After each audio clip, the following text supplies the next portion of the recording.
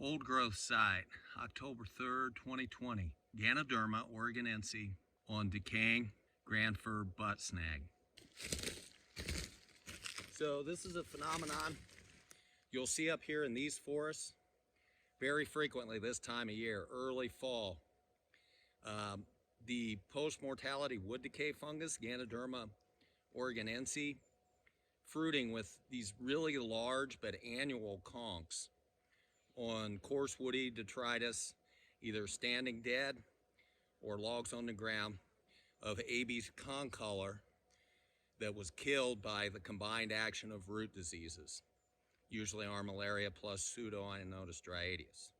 So this butt snag here, right here, is an example of the remains, really, of a white fir that's long since dead with this butt snag and a large sporocarp, basidium of Ganoderma oregonense right here.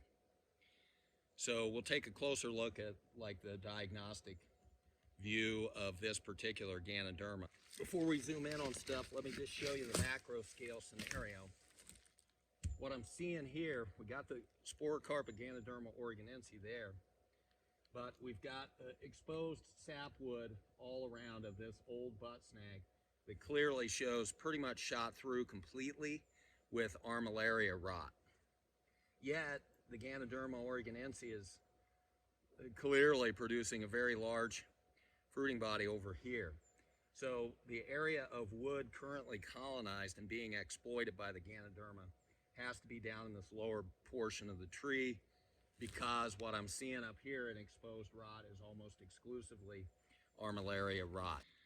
So as big as these pileate and sessile conks get in Ganoderma oregonense, they are produced annually, all in 1 year.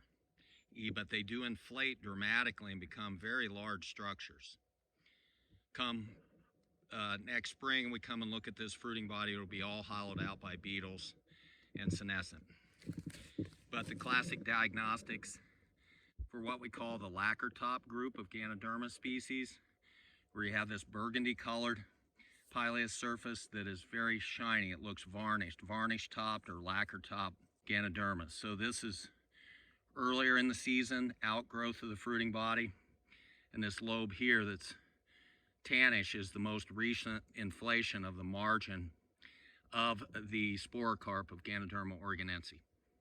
So it's producing an active tube layer right in here right now, and you can probably see as I drag my finger across it, the telltale dark brown to nearly blackish stain from the fingernail pressure that is characteristic on fresh hymenophores or tube layers of all Ganoderma species. So it's a good additional field diagnostic character to indicate that you're in the right genus of the Polyporales. So about this rot now, I could use the Pulaski to excavate down here below the Ganoderma fruiting body, but it's really difficult. There's a bunch of callus wood that's not rotten.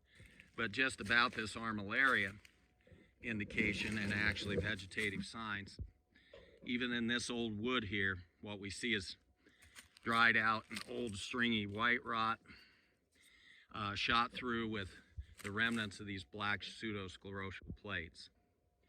Right here by the Pulaski head, there's a plate defined decay zone, etc. So Ganoderma oregonense, post-mortality wood rotting on an old armillaria killed white fir butt snag. Ganoderma oregonense on large diameter dead log of Abies concolor. You might note that the top of the fruiting body looks a bit different. It doesn't look burgundy red and really shiny. It is, but that is underneath what is actually a very massively thick spore print of the Ganoderma oregonense of basidiospores that had wafted up and just settled back down on the top of the fruiting body. There's my finger after scraping the spore print of the Ganoderma oregonense. They are brown in color and very brown in heavy deposit, like that. So it is indeed Ganoderma oregonense. It's a typical post-mortality rotter of large diameter substrata of Abies concolor up here, of which there is a lot, because as you know, Abies concolor is getting selectively killed out of the system by armillaria and pseudoinonotus root diseases. So there's lots of large diameter coarse woody debris of that species for this post-mortality rotter to establish on and decay and fruit on. So the rot now of Ganoderma oregonense is typical of Ganoderma species in general. I'm going to try to get an exposure here.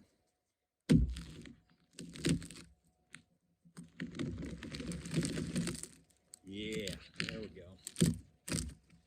And bring it up to the camera for close inspection. Yep, let me go a little deeper one more time.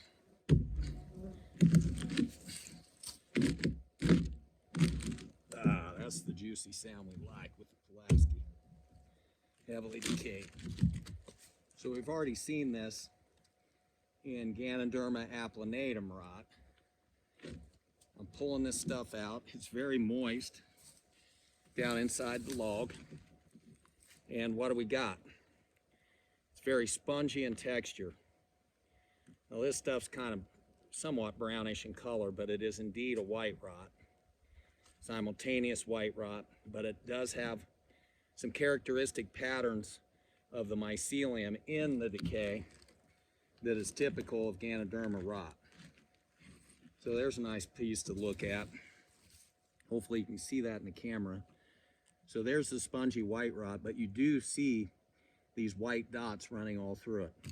That is called a mottling look, mottled, and that is the result of the hyphae of the Ganoderma following the laterally arranged ray cell columns that run horizontal through the wood instead of vertically through the wood as a channel to invaginate and penetrate into the wood to facilitate decay. So we call this a white mottled rot just descriptively as a common name, and it is typical of a decay, at least in conifers, by Ganoderma species, regardless of Ganoderma species. So you see the same thing with Ganoderma applanatum rot as you do with this, which is Ganoderma oregonense rot.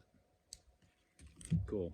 Now, remember, these are annual pileate and sessile conks. So even though they get large, they're fairly soft in texture.